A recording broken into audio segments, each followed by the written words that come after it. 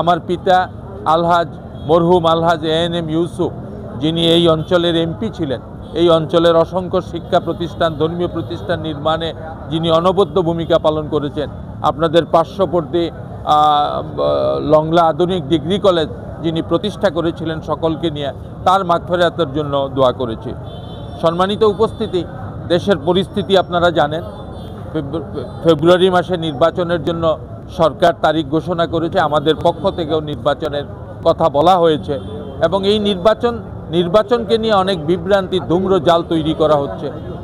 নির্বাচন যাতে ফেব্রুয়ারি মাসে না হয়, নানা রকম জটিলতা সৃষ্টি হয়, এই জন্য পিআর সহ অন্যান্য বিষয় নিয়ে নানা রাজনৈতিক দল নানা রকম তৎপরতা করছেন।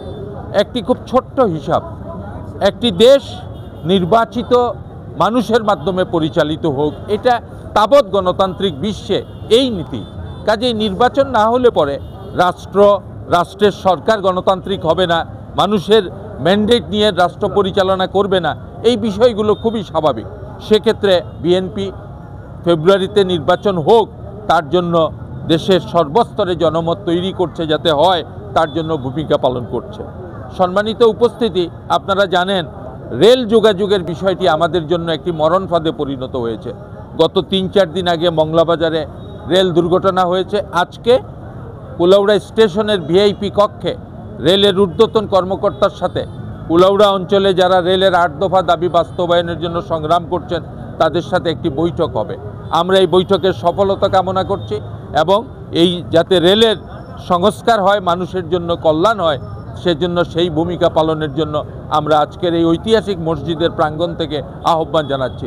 আপনারা জানেন ফিলিস্তিনে দীর্ঘদিন ধরে প্রায় শতাব্দীব্যাপী তাদের স্বাধীনতার জন্য লড়াই চলছে। এই ফিলিস্তিনে গাজা উপত্যকা ইসরায়েলিরা গণহত্যা করছে।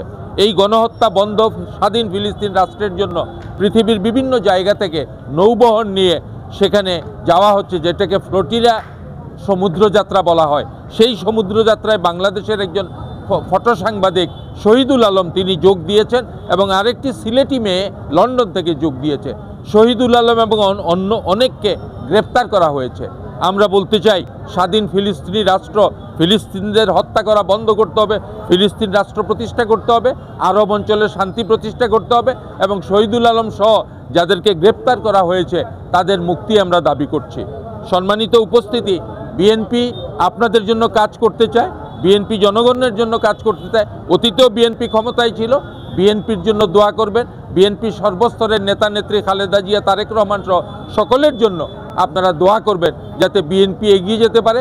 সমস্ত ষড়যন্ত্র সব কিছুকে নস্যাৎ করে আপনাদের মতামতের ভিত্তিতে আপনাদের মন জয় করে এই দেশে ইসলাম আকীদা এবং অন্যান্য ধর্মাবলম্বীরও অন্যান্য ধর্মাবলম্বী তাদের সকলের দিক বিবেচনা করে যাতে সবাই মিলেমিশে দেশকে এগিয়ে নিতে পারে, তার জন্য আপনারা বিএনপির জন্য দোয়া করবেন। আপনারা আমাদের সকলের জন্য দোয়া করবেন, আমরা আপনাদের জন্য দোয়া করি। এই মসজিদ কমিটি, মসজিদের সম্মানিত খতিব এবং আরও যারা মসজিদের সাথে যুক্ত তাদের সকলকে বিএনপির পক্ষ থেকে আন্তরিক অভিনন্দন জানিয়ে আমার বক্তব্য শেষ করছি। আপনাদের সকলকে ধন্যবাদ। আসসালামু আলাইকুম।